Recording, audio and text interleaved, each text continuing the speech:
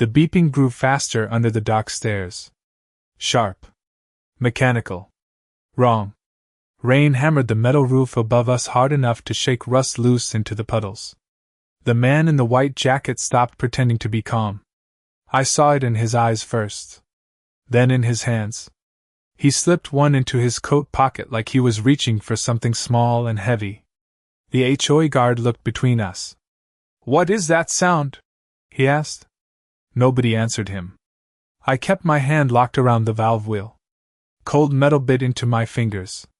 The unconscious man coughed once against my knee. Dark water moved faster through the lower channel now. The tide was climbing. One of the docked fishing boats slammed sideways into a piling with a deep wooden crack. The whole pier shuddered. Then the black case beeped again. Louder this time. "Kid," the man in white said quietly. "Step away from the stairs." I looked at him instead. His gloves were too clean for a storm like this. Not one drop of mud on his shoes either. That meant he came by vehicle, not through the flood path. He had used the private road. Same as the injured man. The sirens got closer. Red light flickered across the wet fence behind us. The HOA guard suddenly grabbed my shoulder. "Police are coming. You want them blaming you for this?" His breath smelled like cigarettes and burnt coffee. I shoved his hand off me. The movement made the injured man groan again. His eyes opened halfway. Pale blue. Focused for 1 second. "Case," he whispered. "Do not let." He stopped there. His chest tightened under my hand. I leaned closer. Rainwater rolled off my hood onto his collar. "Do not let who?" I asked. But his jaw locked hard like he was fighting to stay awake. The black case gave a long electronic chirp. The man in white moved fast after that. Too fast. He stepped toward the stairs, but I reached the case first. The handle was ice cold. Heavy too. Military heavy. Not like a toolbox. The second my fingers touched it, the man's expression cracked. Real fear. "Put it down!" he snapped. That was when I knew the case mattered more than the unconscious man. Maybe more than the floodgate too. Police cruisers turned into the marina entrance. Tires hissed over standing water. Blue lights swept across the harbor. The HOA guard immediately backed away from me like he wanted distance now. Typical. 2 officers ran toward us with flashlights raised. One beam hit my face. Another landed on the blood-soaked hoodie wrapped around the stranger's shoulder. "Hands where we can see them!" one officer shouted. I slowly lifted one hand. The other still held the valve wheel shut. "I am keeping the floodgate closed," I yelled over the storm. "If this slips, the fuel shed floods." Neither officer looked at the channel. They looked at me. Young. Black. Homeless. Covered in blood. The usual math happened behind their eyes. The man in white stepped back into the shadows near the truck. Quiet now. Watching. One officer moved toward the unconscious man while the other grabbed my arm hard enough to twist my shoulder. The black case started flashing red beneath the stairs. Fast pulses. Fast enough to make everyone nervous. "What is inside that thing?" the officer asked. "I do not know," I said truthfully. Then the unconscious man suddenly grabbed the officer's sleeve with surprising strength. His voice came out rough and broken. "He saved my life." Silence hit the dock for half a second. Even the guard froze. The officer looked down at him. "Sir, who are you?" The man tried to answer, but another cough cut him off. His hand slipped loose. One of the paramedics finally reached us carrying a trauma bag through the rain. He knelt beside the man, checked his pulse, then stopped cold when he saw the tattoo near the man's collarbone. His entire posture changed. "Call this in now," he said quietly to the other medic. "Federal level." The man in white took one step backward toward the truck. I noticed it immediately. So did one of the officers. Then the harbor lights suddenly went out. Darkness swallowed the marina so fast the whole harbor seemed to disappear. 1 second the floodwater glowed blue under police lights. The next, Everything turned black except for the rain and the flashing red pulse from the case beneath the stairs. Somebody cursed near the dock entrance. Another officer reached for his flashlight. The beam shook across the water. Then the emergency siren from the fuel shed started screaming through the storm. Loud. Metallic. Constant. Every boat in the marina answered with its own alarm a second later. The sound rolled across the harbor like panic spreading. "What happened to the power?" one officer yelled. Nobody answered him. I already knew. The south gate pressure sensors had failed. If the backup pump stayed offline too long, seawater would flood the lower electrical room under Pier 9. I tightened my grip on the valve wheel. Rainwater streamed down my sleeves and into my shoes. The unconscious man lay half against my leg now, breathing shallow but steady enough to keep fighting. One paramedic covered him with a thermal blanket, while another spoke rapidly into a radio. I caught pieces of it through the wind. "Possible federal asset, yes sir, alive." The man in white used the confusion perfectly. I saw him moving toward the HOA truck while everyone stared at the dead harbor lights. Quiet steps. Controlled breathing. He almost made it too. Then the black case gave off another sharp chirp. Brighter this time. The officer nearest the stairs pointed immediately. "Hey! Stop right there!" The man bolted toward the truck. Not wild. Not sloppy. Fast in a trained kind of way. The officer chased him through ankle-deep water. The HOA guard just froze beside the fence, staring like he regretted every decision that brought him here tonight. I barely noticed him anymore. My attention stayed on the case. Red light blinked across the wet metal locks. 3 short flashes. Pause. Then 3 more. A code, maybe. Or a warning.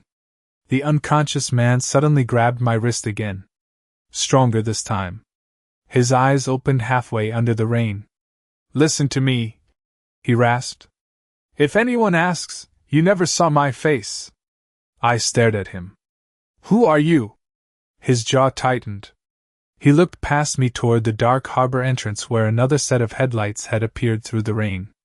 Black SUVs? 2 of them. No sirens. No markings. Just dark glass and white headlights cutting through the storm. The paramedic beside me noticed them too. His shoulders stiffened immediately. "Oh no," he whispered under his breath. The SUVs stopped behind the police cruisers. 4 men stepped out wearing dark rain jackets with no visible logos. Not cops. Not marina security either. They moved differently. Calm. Efficient. One of them spoke quietly into an earpiece while scanning the dock. Another looked directly at the black case under the stairs. That made my stomach tighten. The unconscious man tried to sit up too quickly. Pain crossed his face hard enough to drain all the color from it. "Do not let them take that case," he said. "Promise me." Before I could answer, one of the new men started walking straight toward us. Slow. Confident. The officer near me raised his flashlight. "Sir, this is an active scene. Stop right there." The man kept walking anyway. Rain bounced off his shoulders without changing his pace. Then he reached into his jacket. Every officer on the dock tensed at once. Hands moved toward holsters. The paramedic leaned back instinctively. But the man only pulled out a black credential wallet and flipped it open under the flashlight beam. The officer's entire face changed after one glance. Not fear exactly. Something colder. "Federal jurisdiction," the man said calmly. "You will step away from Commander Reeves now." That was the first time I heard the unconscious man's name. Commander Reeves. The injured man beside me closed his eyes for 1 second, like hearing it out loud made things worse. Then the black case unlocked itself with a sharp metallic click. The metallic click echoed under the dock louder than the storm. Every head turned toward the black case at once. One of the federal men moved first. Fast. Controlled.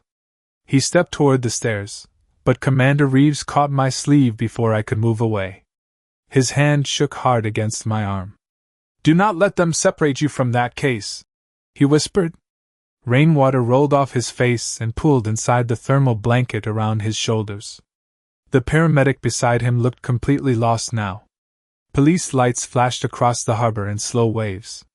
Red. Blue. Red again. The fuel shed alarm still screamed behind us. Somewhere farther out in the marina, metal scraped against metal as another boat drifted loose in the tide. Nobody had control anymore. Not really. The federal agent crouched beside the stairs and carefully lifted the case handle. A small green light blinked alive near the lock. Then the case spoke. Identity confirmation required. The voice was mechanical and calm. Too calm for a storm like this. The officers around us exchanged quick looks. One actually stepped backward. The federal agent held up his wrist toward the scanner. Red light swept across his watch. The case beeped once. Access denied? Silence hit the dock again. Even the rain suddenly sounded farther away. The agent's jaw tightened. Another man from the SUVs approached immediately. Taller. Gray hair at the temples. He looked directly at Commander Reeves. Nathan, he said quietly. Open the case. Reeves stared at him through the rain without answering. Something cold passed between them. Not friendship. Not trust either. You should not have come here, Reeves finally said. The older man ignored that completely. His eyes shifted toward me instead. Slow. Measuring. Who is the kid? I hated the way he asked it. Like I was a loose object someone forgot to account for. Before Reeves could answer, the south floodgate groaned behind the marina wall. Loud steel under pressure. My head snapped toward the sound instantly. Water had climbed too high. I felt it through the valve wheel vibrating under my palm. The backup locks were failing. The gate is giving out, I said. Nobody listened. The older federal man stepped closer to Reeves. We can finish this quietly, he said under the rain. You know what happens if that file leaves containment. File. Not case. That word stayed in my head. Reeves tried pushing himself upright again. Pain crossed his face, but he forced the words out anyway. You already crossed the line tonight, Daniel. Daniel. So they knew each other. That made everything worse somehow. One police officer finally stepped in between them. Young guy. Nervous eyes. Sir, this area is unstable. We need everyone away from the dock. The older federal man barely acknowledged him. This is not your jurisdiction anymore. The officer looked at the badge wallet again, then slowly backed off. I watched his confidence disappear in real time. The marina lights suddenly flickered back on. Dim at first. Then brighter. Wet pavement glowed gold again beneath the storm. The fuel shed alarm cut off mid-scream. Everything became strangely quiet after that. Too quiet. I looked down at the valve wheel. The pressure had stabilized. Someone had restarted the emergency pumps remotely. That should not have been possible. Only Marina Control could do that, and the office was empty after midnight. Reeves noticed my expression immediately. What is wrong? He asked. The pumps are back online, I said slowly. But nobody is inside Marina Control. The older federal man turned his head slightly after hearing that. Tiny movement. Tiny mistake. One of the black SUVs near the entrance suddenly flashed its headlights twice. Signal pattern. The same moment, the unlocked case beneath the stairs gave another soft beep. Then the lid slowly lifted open by itself. Nobody moved for one full second. Rain tapped against the metal edges softly. Inside the case sat a single waterproof folder and a satellite phone glowing with an incoming call. The caller ID only showed one word. Sentinel. Reeves went pale immediately. Then the phone started ringing. The satellite phone kept ringing inside the open case. Sharp. Rhythmic. Every sound around the marina seemed to pull back from it. Even the rain felt quieter now. Nobody reached for the phone. Not the officers. Not the federal men. Not even Daniel. Commander Reeves stared at the glowing screen like it carried something worse than the storm. Sentinel. The word reflected faintly across the puddles beneath the dock stairs. I looked at Reeves again. His breathing had turned uneven. The paramedic beside him adjusted the thermal blanket tighter around his shoulders, but Reeves barely noticed. His attention stayed locked on that phone. "Do not answer it," he said suddenly. Daniel's expression hardened. "We do not have a choice anymore." Reeves looked up at him slowly. "You lost the right to say we." That landed harder than shouting would have. One of the officers shifted uncomfortably beside me. The younger one whispered something into his radio. But his voice shook. This situation had moved way beyond Marina patrol. I could see it on all their faces now. Too many people pretending to stay calm. Too many eyes on one black case. The phone stopped ringing. Silence returned for exactly 3 seconds. Then the satellite phone lit up again. Incoming video request. The older federal agents exchanged quick looks. Daniel stepped toward the case this time without asking permission. Reeves tried pushing himself upright again. "Do not," he warned. His voice sounded rougher now. Weaker too. Daniel ignored him completely and picked up the phone. Rainwater rolled off his gloves as he pressed the accept button. Static flickered across the small screen first. Gray shadows. Broken signal. Then a face appeared. An older man.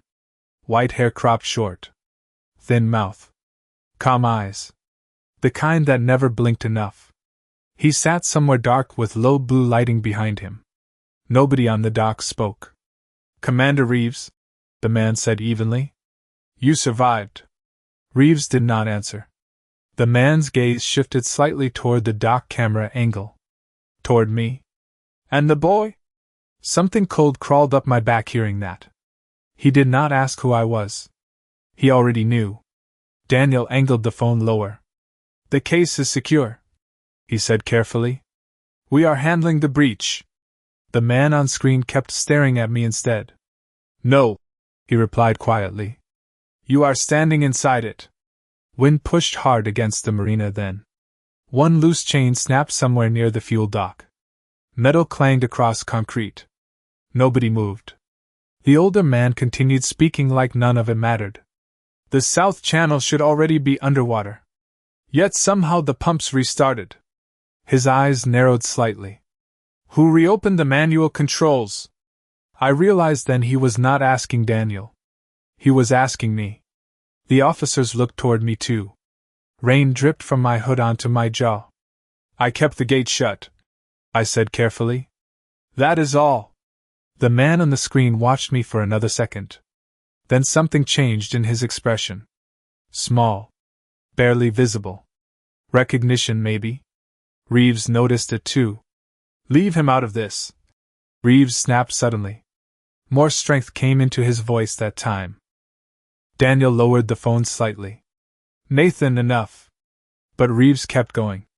"The boy has nothing to do with Sentinel." The name hit the dock like another storm wave. Sentinel. Nobody asked what it meant. Nobody wanted to.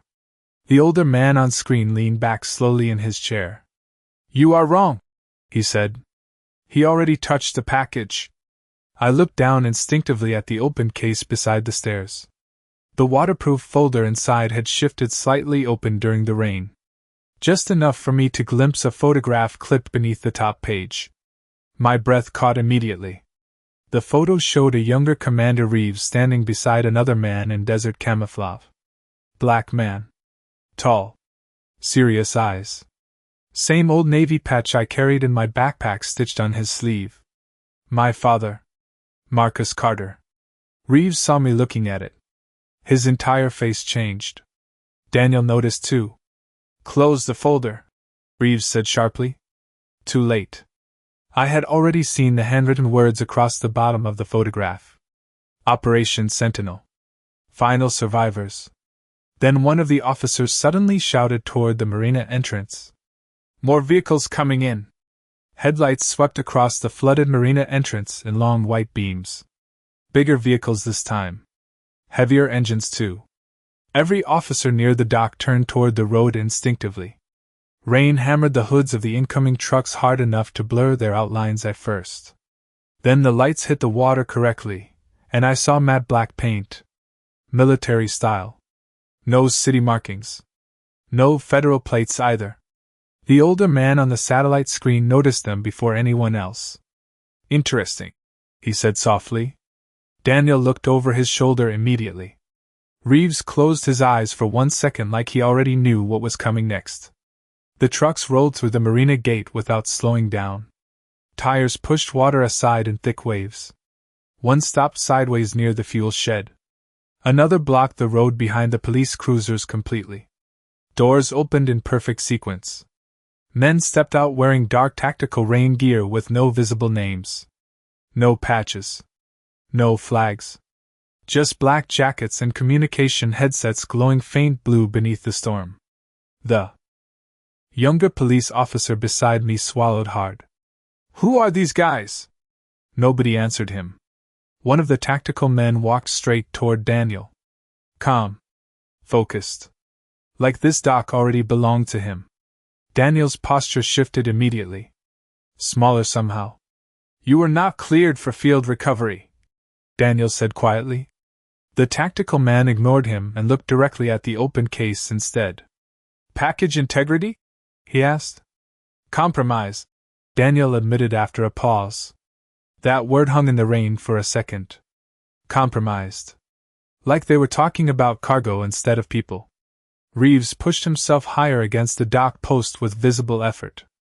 "You cannot hand this to Sentinel," he said. The tactical man finally looked at him then. "You already lost command authority, sir." "Sir." Respectful tone. Cold eyes. Worst combination possible. The satellite phone crackled in Daniel's hand. The older man on screen spoke again. "Bring Reeves and the case to Site Echo immediately." The tactical leader nodded once. "Understood." Then his gaze shifted toward me. "And the boy?" Nobody answered quickly enough. That silence told me everything. The tactical man studied me carefully under the dock lights. Wet hoodie. Muddy jeans. Blood on my sleeves. Homeless kid under a bridge. But now there was something else in his expression too. Recognition. Same as the man on the phone earlier. Reeves noticed it immediately. "He leaves," Reeves said sharply. "Now." One tactical agent stepped closer to me. Not threatening. Not friendly either. "What is your name?" he asked. "Elijah." "Last name?" "Carter." The second I said it, the entire mood around the dock shifted. Small reactions. Tight shoulders. Quick glances. Daniel looked away first. Reeves muttered something under his breath I could not hear. Even the tactical leader went still for half a second. That scared me more than yelling would have. The tactical man reached toward the open folder inside the case and carefully pulled out the photograph I had seen earlier. Rain dotted the edges of the paper.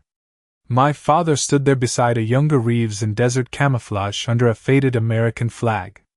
Both looked exhausted. Both looked alive. In a way I barely remembered. The tactical man held the photo beside my face briefly. Comparison. Confirmation. "That is impossible," one officer whispered behind me. Reeves looked directly at me now. Real sadness sat behind his eyes for the first time all night. "Marcus never told them about the boy," he said quietly. Daniel rubbed rainwater from his forehead. "Because Marcus broke protocol. Marcus saved your life." Reeves shot back instantly. Tension cracked through the dock again. One of the tactical agents subtly shifted his stance near Daniel after that. Tiny movement. Protective position. I noticed because my father taught me to notice things like that before he disappeared. Watch hands. Watch feet. Watch silence. The marina pumps suddenly groaned again beneath the dock. Different sound this time. Lower. Deeper. One tactical agent touched his earpiece immediately. "Water pressure spike detected," he said. "Lower channel intake is reopening." My stomach tightened instantly. That should not have happened. Not unless someone manually overrode the emergency controls. I looked toward Marina Control across the harbor. Through the rain and distance, I could barely see movement behind the second-floor windows. Someone was inside after all. Then the tactical leader's radio crackled sharply. Unknown signal detected at Pier 9 control tower. Every head turned toward the building at once. Reeves looked terrified for the first time all night. They found the override station, he said. The tactical agents moved the second Reeves said it. Fast. Silent. 3 broke toward the marina control tower while another stayed beside the open case with one hand near his earpiece. Rain slashed sideways through the harbor now. Wind pushed harder against the floating docks, making the chains groan deep under the water. I looked toward the control tower again. Second-floor lights flickered behind the wet glass. Somebody was definitely inside. The tactical leader pointed toward me suddenly. The kid comes with us. Reeves grabbed the man's sleeve before he could move away. No. The word came out harder than I expected from someone bleeding under a thermal blanket. He knows the flood system. Reeves continued. Without him, you lose Pier 9. The tactical leader studied me for another second. Measuring again. Calculating. Then he nodded once. Fine. He stays in sight. One of the officers tried speaking up. This minor needs protective custody. Nobody acknowledged him. The dock did not belong to local police anymore. You could feel it. Orders came quieter now. Faster too. The older officer finally lowered his flashlight completely. He looked tired all of a sudden. The satellite phone buzzed again inside Daniel's hand. New message this time. His face tightened after reading it. We are out of time, he muttered. Reeves noticed immediately. What happened? Daniel hesitated too long. Tiny mistake. The Norfolk server archive was breached 30 minutes ago. Reeves went pale beneath the dock lights. How much did they access? Daniel did not answer directly. He looked toward me instead. I hated that. Enough to identify surviving links. Surviving links. The phrase echoed in my head harder than the storm. One tactical agent returned from the marina gate at a quick jog. Control tower door is sealed from inside, he reported.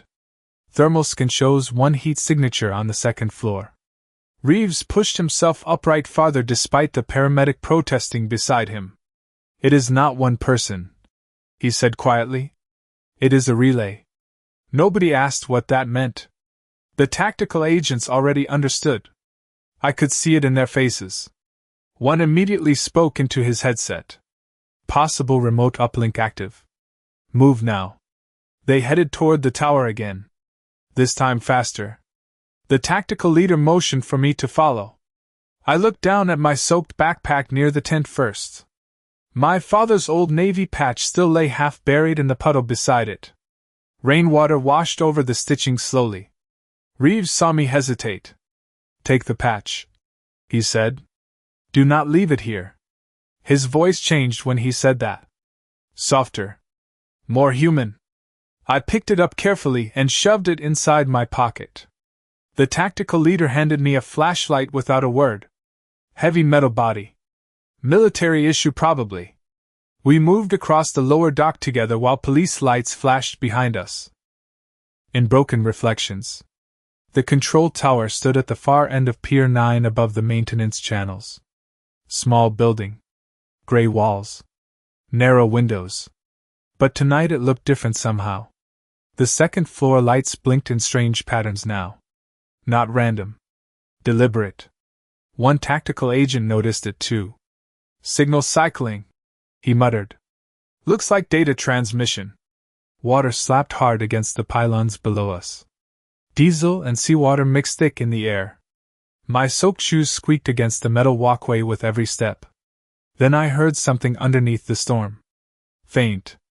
Rhythmic. A clicking sound beneath the dock grates. I stopped walking immediately. Wait. The tactical leader turned toward me sharply. What? I crouched near the edge of the walkway and listened harder. Click. Pause. Click, click. My stomach tightened. That is not the dock, I said quietly. That is coming from the intake tunnel. One tactical agent shined his light downward through the grates. Black water churned below us. At first I saw nothing. Then something pale rolled beneath the surface for half a second. Metal cylinder. Attached wires. More than one. The tactical leader swore under his breath instantly. Pull everyone back. Too late.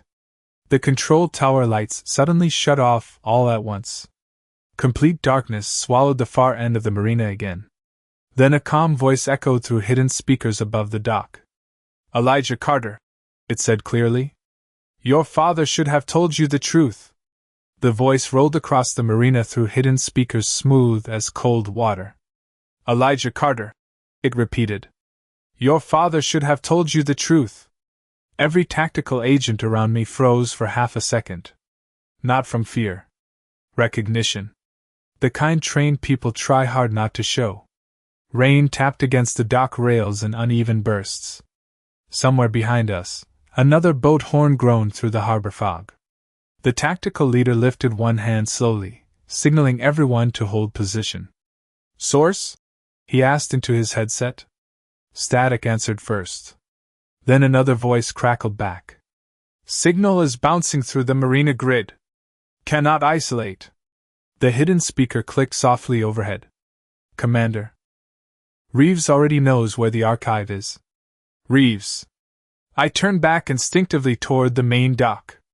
Through the rain I could barely make him out near the medical truck, wrapped in silver thermal blankets under spinning police lights. Even from this distance, I saw his posture change. His shoulders tightened the second the speaker mentioned the archive.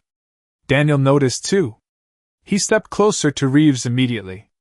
Nathan, he warned quietly. The speaker interrupted him. You should have buried Operation Sentinel 20 years ago. Wind slammed hard against the control tower windows.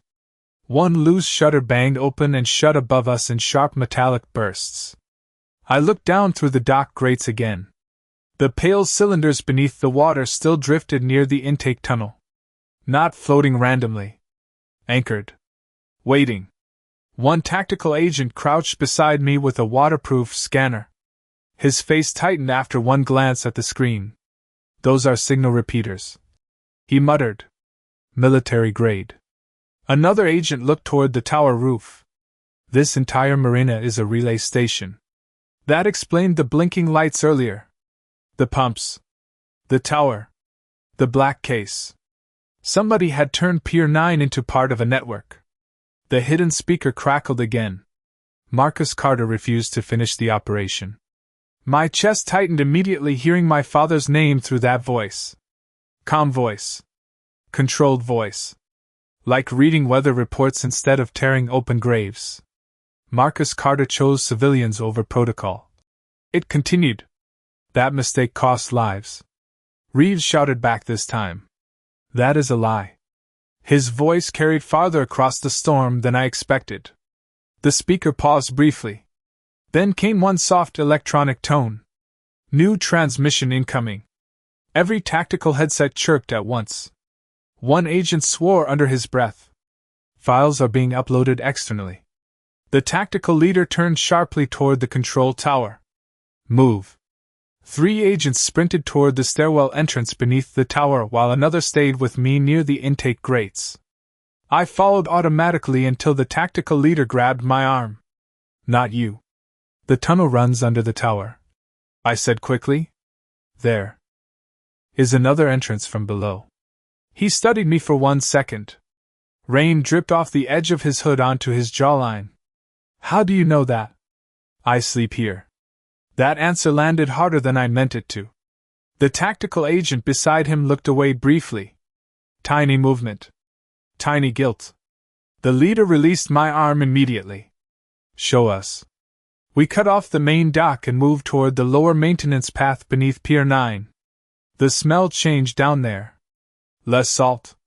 More oil and wet concrete. Water dripped steadily from the beams overhead. My flashlight beam bounced across old pipes and rusted utility boxes. The tactical agents moved silently behind me except for the soft click of gear straps. Then I saw fresh footprints in the puddles ahead. Large boots. Recent. One set only. Someone came through here minutes ago, I whispered. The tactical leader crouched near the prince. Keep moving. Above us, the hidden speaker came alive again through distorted echoes bouncing down the tunnel. Elijah, the voice said calmly. Your father tried to protect you from Sentinel. My flashlight shook slightly in my hand. But he failed. We rounded the last bend toward the emergency ladder beneath the tower. A steel door stood half open ahead of us. Fresh water streamed beneath it into the tunnel drain. One tactical agent slowly raised his weapon light toward the crack in the doorway. Then we heard coughing from inside the room. The coughing came again from inside the control room. Weak. Wet. Human. Every tactical agent froze near the doorway at once. Water dripped steadily from the pipes above us and splashed into shallow puddles around our boots. The tunnel smelled like rust and overheated wiring now. One agent slowly pushed the steel door wider with his foot. My flashlight beams slid across concrete walls covered in old marina schematics. Computer monitors blinked pale blue inside the room. Most were cracked or dark. One still showed moving lines of code scrolling downward nonstop. Then my light found the man on the floor. Gray hoodie. Harbor maintenance badge. Blood smeared across one sleeve. He looked older than me by maybe 10 years. Not tactical. Not military. Just scared. One of. The agents knelt beside him immediately. Sir, can you hear me? The man coughed again and pointed weakly toward the monitors. I tried to stop it, he whispered. They already uploaded most of the archive. The tactical leader stepped deeper into the room, scanning everything fast. Hard drives stacked beside the server racks. Open toolboxes. Burned cables. Somebody had worked in here for hours. Who else was here? He asked sharply. The harbor worker swallowed hard before answering. Woman. Mid-30s. Black jacket. She forced me to unlock the relay system. One tactical agent immediately touched his headset. Possible female operative still active inside perimeter. The worker grabbed the agent's sleeve suddenly. No, he rasped. She left already. His eyes shifted toward me after that. Strange look. Like recognition mixed with pity. She kept asking about Marcus Carter. My stomach tightened instantly. The room suddenly felt smaller. Colder too. The tactical leader noticed my reaction immediately. What exactly did she ask? The harbor worker looked at me carefully before speaking. She said Marcus hid something before Sentinel collapsed. Silence pressed hard against the room after that. Even the server fans sounded louder now. One monitor suddenly flashed red. Warning. External transfer complete. The tactical leader swore under his breath. Another agent moved quickly toward the keyboard station. We lost containment, he said after checking the screen. Archive copies are already moving offshore. Offshore. Reeves had mentioned Site Echo earlier. Sentinel. Archives. Survivors. The words kept stacking together without making full sense yet. The tactical leader turned toward me slowly. Did your father ever leave you anything? I almost answered no automatically. Almost. Then I remembered the old storage locker key hidden inside my backpack lining. Rusted brass key with no label. My father gave it to me before he disappeared. Said never to lose it. I had carried it for years without knowing why. The tactical leader saw something change in my face immediately. Elijah, he said carefully. What did Marcus leave behind? Before I could answer, every monitor in the room flickered black at once. The tunnel lights dimmed too. Then a single video feed appeared across the center screen. Grainy harbor camera footage from years ago. Date stamp, October 14th, 2006. The image showed a younger Reeves standing on a military dock beside my father. Rain poured hard across the footage exactly like tonight. My father held a sealed black case nearly identical to the one upstairs. Reeves looked exhausted. Angry too. Then audio crackled through old speakers mounted near the ceiling. If Sentinel gets this archive, my father said on the recording, They will erase every witness. Reeves answered immediately. Then we bury it. My chest tightened hearing my father's real voice again after all these years. Older than my memories. Stronger too. The recording glitched briefly. Static flooded the room. Then another figure stepped into frame behind them. Daniel. Younger. Clean cut. Watching both men carefully. My father turned toward him slowly in the footage. You promised this operation was over. Daniel did not answer right away. He only looked toward the black case. Same way he looked at it tonight. Like it mattered more than people. The recording froze suddenly on my father's face. One final line crackled through the speakers before the screen died completely. If anything happens to me, protect my son. Then every light in the tunnel shut off. Darkness crushed the tunnel completely. The server fans died first. Then the emergency lights vanished. Only the sound of rainwater dripping through the ceiling remained. Slow. Hollow. Close. Somebody near me clicked on a flashlight immediately. A sharp white beam sliced across the room and bounced off wet concrete walls. Then 3 more lights came alive behind it. The tactical agents spread out fast without speaking. Trained movement. Tight control. But I still heard tension in their breathing now. The recording changed everything. Reeves had known my father. Daniel had lied. And somebody inside Sentinel wanted the archive badly enough to turn an entire marina into a relay station. The harbor worker on the floor started coughing harder again. One agent knelt beside him while another checked the dead monitors. Main power was cut manually, he said. Not storm damage.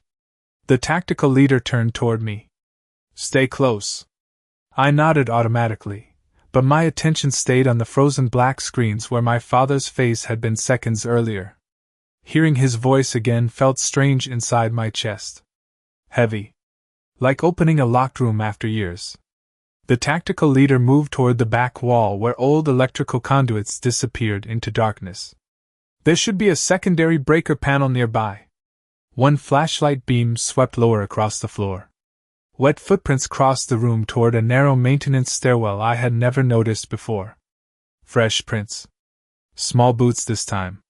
Not the same ones from earlier. Someone else came through after the woman left. One agent muttered. Another light found the stairwell door hanging slightly open. Water dripped steadily down the metal steps beyond it. Upper tower access, the tactical leader said quietly. Move. We started toward the stairs together. Then the hidden speakers inside the tunnel crackled alive once more. Softer now. Closer somehow. Commander Reeves failed your father, the calm voice said. Every tactical agent froze again. The speaker system hissed softly between words. Marcus Carter died protecting people who erased him. I looked toward the dark ceiling automatically. My jaw tightened before I could stop it. Reeves had saved me tonight. But the recording proved he knew much more than he admitted. The voice continued calmly. Sentinel offered Marcus immunity. He refused. One tactical agent whispered into his headset rapidly, trying to trace the signal again. Static answered him. Then another voice burst through the tactical radios all at once. Panicked. Control dock breach. Repeat, breach at the main dock. The tactical leader cursed under his breath immediately. What happened? Static crackled hard for 2 seconds before the answer came. Commander Reeves is gone. Silence hit the tunnel again. Cold silence. My stomach dropped instantly. Gone where? The leader demanded. Unknown, the radio voice answered. Medical transport was intercepted during transfer prep.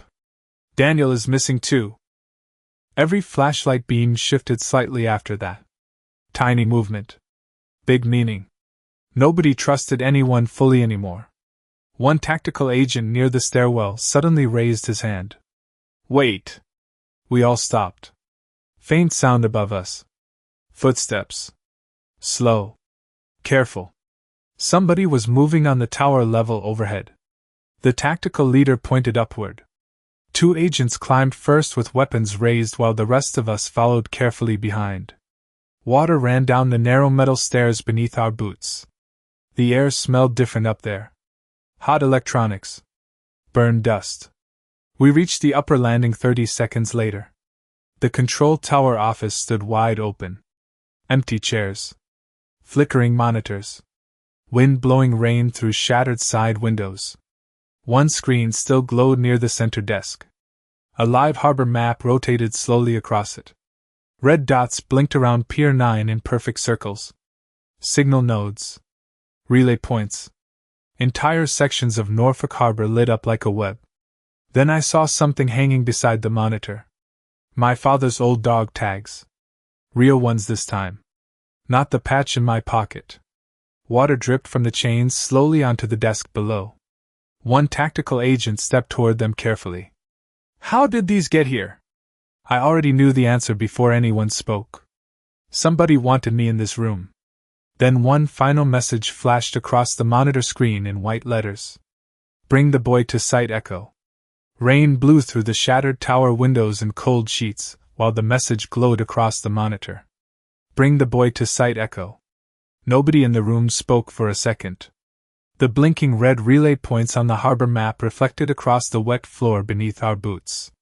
One tactical agent slowly reached toward my father's dog tags hanging beside the screen. I stepped forward before he touched them. Do not! My voice came out sharper than I expected. The agent paused immediately. The tactical leader looked at me carefully but said nothing. I pulled the dog tags from the hook myself. Cold metal. Heavy. Real. My father used to wear them tucked under his shirt when I was little. I remembered the sound they made against the kitchen table whenever he leaned down to help me with homework. Small. Memory. Strong enough to hurt. One of the tactical radios suddenly crackled hard. Movement detected near the east seawall. Another voice answered immediately. Possible extraction team inbound. The tactical leader turned toward the harbor map again. How many? Static interrupted the response twice before it cleared. Unknown. Multiple heat signatures. Every tactical agent in the room shifted after that. Faster breathing. Faster hands. Somebody outside this tower was moving toward us through the storm. The monitor flickered again. New text appeared beneath the original message. Marcus Carter stole the final archive. I stared at the words while rainwater dripped from my sleeves onto the floor. Reeves had called my father a hero. Sentinel called him a thief. Daniel called him compromised. Everybody seemed to own a different version of the same dead man. The tactical leader stepped beside me quietly. Elijah, he said, did your father ever mention Site Echo? I shook my head automatically. Then stopped halfway through the motion. Tiny memories surfaced suddenly. Years ago. My father sitting at our apartment window during a thunderstorm almost exactly like this one. Drawing circles on an old harbor map with a black marker. I had asked him what Echo meant. He folded the map too quickly after that. Just a place people forgot, he told me. At the time I thought nothing of it. Now my chest tightened remembering his face when he said it. One tactical agent near the doorway stiffened suddenly. Vehicle lights approaching fast. The tactical leader killed the tower room lights instantly. Darkness swallowed the office except for the monitor glow. We moved toward the broken windows carefully and looked down toward the marina entrance. 3 black SUVs rolled across the flooded parking lot below us. No headlights. No sirens. Quiet engines. Different vehicles than before. These moved slower. Hunting pace. Not ours, one tactical agent whispered. The lead SUV stopped near the fuel dock. Doors opened slowly. Men stepped out carrying compact floodlights that swept across the marina structures in clean white beams. Professional search pattern. My stomach tightened harder when I saw one figure step out from the back vehicle. Daniel. Dry jacket now. Fresh gloves. No sign of injury anywhere. The tactical agents around me immediately raised weapons toward the window openings. The leader lifted one hand sharply. Hold. Daniel looked up toward the tower almost immediately like he already knew we were here. Rain rolled down his face as he stepped into the middle of the flooded dock below. Calm. Controlled. Elijah! He shouted over the storm. His voice echoed through the harbor. Your father trusted me once. Nobody beside me believed that sentence anymore. Daniel slowly reached into his coat after saying it. Every tactical agent tensed again. But instead of a weapon, he pulled out a weathered photograph sealed inside clear plastic. He held it up toward the tower lights. Even through the rain, I recognized the image instantly. My father standing beside me as a little kid outside a Norfolk bus station. One arm around my shoulder. Smiling. I had never seen that photo before. Daniel's voice carried upward again through the storm. Marcus left something for you. Then the tactical leader beside me quietly said 3 words that changed everything again. That photograph was classified. Rain hammered the broken tower windows while Daniel stood below holding the photograph toward the light. Water rippled around his boots across the flooded dock. The men beside him spread out slowly through the marina like they already knew every exit. Nobody shouted. Nobody rushed. That made it worse somehow. The tactical leader beside me lowered his voice. That photo was sealed inside the Sentinel archive. I kept staring at the image in Daniel's hand. My father looked younger there. Happier too. One arm around my shoulder outside the Norfolk bus station. I could barely remember that day now. But I remembered the jacket he wore. Same brown leather coat hanging in our apartment for years after he disappeared. Daniel lifted the photograph higher. Marcus wanted Elijah protected. He called through the storm. Nathan lied to all of you. One tactical agent near the window whispered into his headset. Thermal count now shows 12 hostiles around the lower dock. The tactical leader never looked away from Daniel. Hold positions. The monitor behind us flickered again. The harbor map vanished. New coordinates appeared across the screen instead.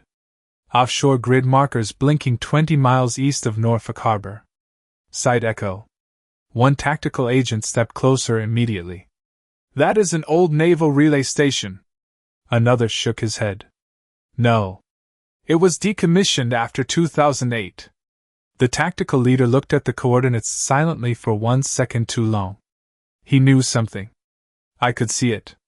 You have been there before, I said quietly. His jaw tightened slightly. Tiny reaction. Enough. Before he could answer, the tower's speakers crackled alive again. Not the calm hidden voice from earlier this time. Reeves. Weak. Breathing hard. Elijah, do not go with Daniel. Static swallowed part of the message. Then his voice returned sharper. Your father hid the archive because Sentinel started erasing witnesses. Daniel looked upward instantly after hearing that. Nathan is panicking, he shouted back. Marcus trusted me to finish this operation. Lightning flashed across the harbor bright enough to bleach the whole marina white for half a second. In that flash, I saw something important near Daniel's left sleeve. Fresh blood. Not his. Reeves was still alive somewhere close. One tactical agent noticed it too. Commander Reeves is nearby. Daniel realized the mistake immediately, and lowered his arms slightly. Too late. The tactical leader turned toward 2 agents near the stairwell. Search the eastern maintenance docks. Quietly. They disappeared into the rain without another word. The room smelled like wet concrete and overheated electronics now. My father's dog tags rested cold in my fist. I kept thinking about the recording. Protect my son. Not stop Sentinel. Not protect the archive. Me. That changed everything. The monitor screen suddenly flashed again. Access key required. Beneath it appeared a scanned image of an old brass storage key. Rusted edges. Small dent near the top. My breath caught instantly. The same key hidden inside my backpack lining. The tactical leader turned toward me slowly after seeing my face. Elijah. I already knew what he was going to ask. Rain rattled hard against the tower glass again. Somewhere below us, a boat horn echoed through the fog. Long and low. Daniel took another step forward through the floodwater beneath the tower. Your father left the final archive at Site Echo, he shouted upward. And only you can open it. One tactical agent near the monitor checked something quickly on his tablet, then looked up sharply. The relay upload stopped. Silence hit the room. Why? Another agent asked. The first one swallowed once before answering. Because somebody manually shut Sentinel out of the archive 15 years ago. My chest tightened immediately. My father. It had to be him. The tactical leader looked toward me again. Different expression this time. Less suspicion. More understanding. Then his radio crackled sharply with a new voice I recognized instantly. Reeves. Weak but urgent. Elijah, he said. Your father never trusted Daniel. Then gunmetal gray helicopters appeared through the storm above the harbor. The helicopters cut through the storm low enough to shake the control tower windows. Deep rotor noise rolled across the harbor like thunder. Everybody in the room looked upward instinctively. Gunmetal gray bodies passed over the marina lights one after another before circling above Pier 9. No markings. No navigation strobes. Just dark shapes moving through rain and fog. Daniel stared at them from the flooded dock below. For the first time all night, he looked uncertain. One tactical agent beside me checked his tablet quickly. No military flight plan filed, he said. The tactical leader already knew that. I could see it in his face. Reeves' voice crackled through the radio again, weaker now. Elijah, listen carefully. Static swallowed half the sentence before it cleared. Marcus hid the archive because Sentinel started targeting families. I gripped my father's dog tags harder. Cold chains dug into my palm. Down below, floodwater swirled around Daniel's boots while his men repositioned across the marina. One of them pointed toward the helicopters overhead. Nervous movement. Nervous people. Then the hidden harbor speakers came alive one final time. Sentinel authority transfer confirmed. Calm voice again. Same cold voice from earlier. Field command reassigned. Every tactical radio in the tower chirped at once after that. Confused overlapping voices filled the room. What transfer? One agent snapped. Another checked his earpiece and went pale immediately. The tactical leader turned toward the monitor station. New text flashed across the screen beside the Site Echo coordinates. Authorization accepted, Commander Marcus Carter. Silence hit the room so hard I could hear rain dripping from my sleeves onto the concrete floor. One tactical agent shook his head slowly. That is impossible. My chest tightened. Marcus Carter. My father's clearance was still active after 15 years. The tactical leader stared at the screen for a long second before speaking quietly.